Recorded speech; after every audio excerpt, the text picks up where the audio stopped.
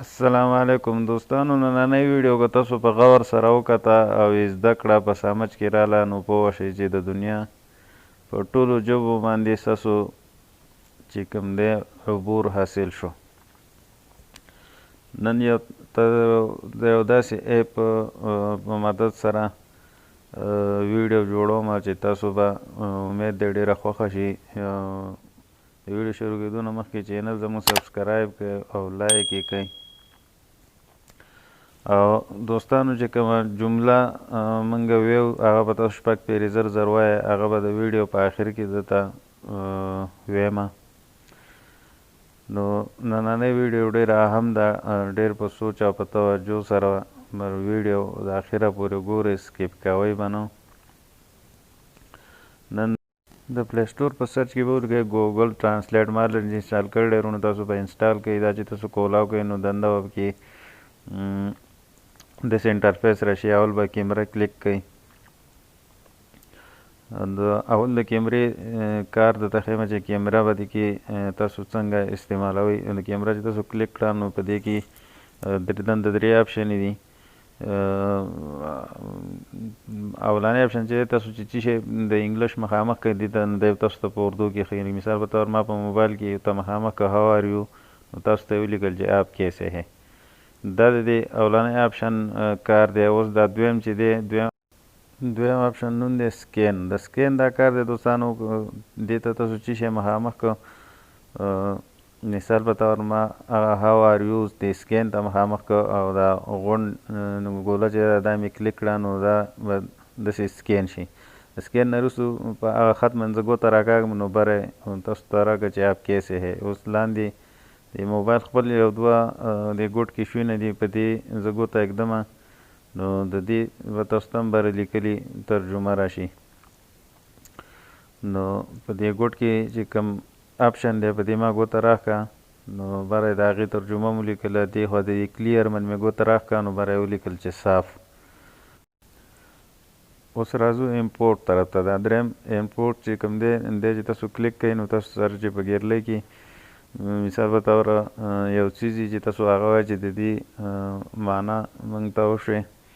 ما سره خو تصویران دي، داسې خاص څه شی نشته، خو ګورو پکې که د انګلیش څه لفظ یې دا پکې د انګلیش یو څو ټکي راله نو دا به اول داسې سکین شي، بیا پرې تاسو ګوته راکاږئ نو بره به د هغې به تاسو ته په اردو کې ترجمه کېږي. تاسو چې په کوم کرښه باندې ګوته راکاږئ نو د حق کرښې ترجمه به تاسو ته له پاسې لیکلی کېږي. دا ګورئ زه به یو ګوته راکاږم، له پاسې ترجمه ماته لیکي. لاندې د انګلیش لفظونه دي، له پاسه یې د اردو ترجمه موږ ته لیکلی کېږي. نو ډېر په اسانه دوستانو، خاص کر سټوډنټانو چې دي په دې اپلیکیشن کې د هغو دپاره ډېره زیاته اساني ده. دا د هغو هر قسم مدد کولی شي. چې شي کې ورته مشکل وي انګلیش وي نو په هغې دې ګوته راکاږي نو د هغو به هر قسم مدد کېږي. اوس راځو د بل آپشن. په دې کې به تاسو په دې آپشن کې به تاسو وایس ریکارډ کوئ، د هغې به تاسو ته ترجمه په انګلیش کې کېږي، په هره ژبه کې چې تاسو غواړئ په هغې کې به تاسو ته کېږي. خو چونکې الریډي زه اوس یو ریکارډ کوم نو بل پرې نه کېږي، لہذا د دې نه به لاړ شو. اوس ځو دلته تاسو ژبه هم بدلولی شئ، لیکلی شئ، یا داسې په بره بیه لاندې ټولې ژبې لیکلي دي. که تاسو د کومو دوو ژبو د هغه یو بل سر کوئ نو هغه دوه ژبې یو په یو سر کې ولیکئ، بله په دې بل سر کې ولیکئ.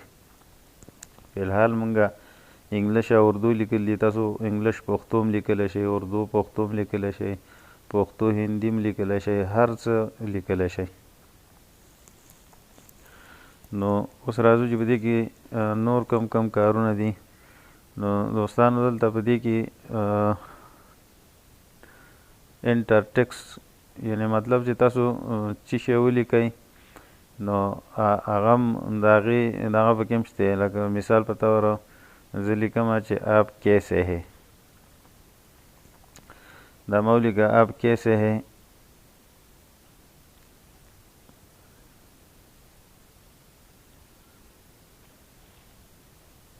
لاندې د ولیکل په انګلیش کې چې هاو آر یو، دا د دې معنا شوه. اوس که تاسو دا په اردو او په انګلیش کې اورېدل غواړئ نو هغه هم دې کې ډېر په اسانه کېدی شي.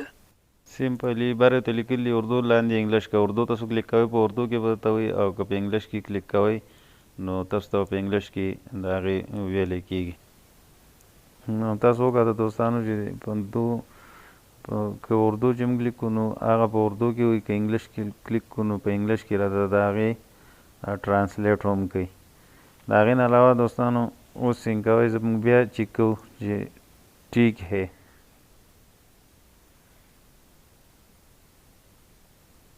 ٹھیک ہوں. Be fine. Be fine. نو دغسې په دې ایپس کې دنده نور هم دنیا شی اپشنې دي. که اوس ټول موږ پې بحث کوو نو ویډیو ډېره اوږدېږي.